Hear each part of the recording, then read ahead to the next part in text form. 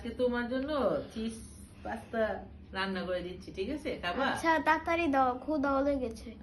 दिल खो गया हो गया किसी का अब रास्ता मिल गया खुशी का आंखों में है ख्वाब सा किसी का अब रास्ता मिल गया खुशी का रिश्ता नया रब्बा दिल छू रहा है खींचे मुझे कोई डोर तेरी ओर तेरी ओर तेरी ओर हाय रब्बा तेरी ओर तेरी ओर तेरी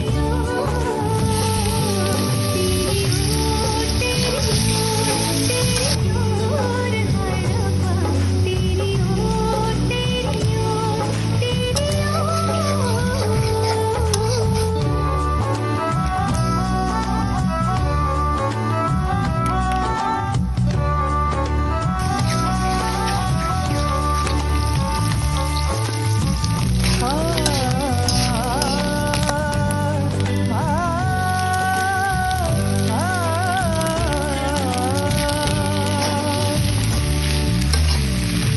उड़ती फिजाएं उड़ती घटाएं सर पे नया है आसमां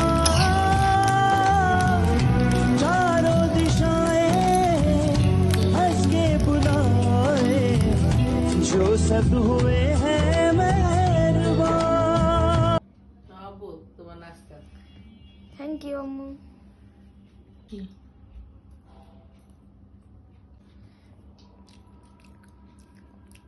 থ্যাংক ইউ আম্মু এত মজাদার চিজ পাস্তা বানিয়ে দেওয়ার জন্য।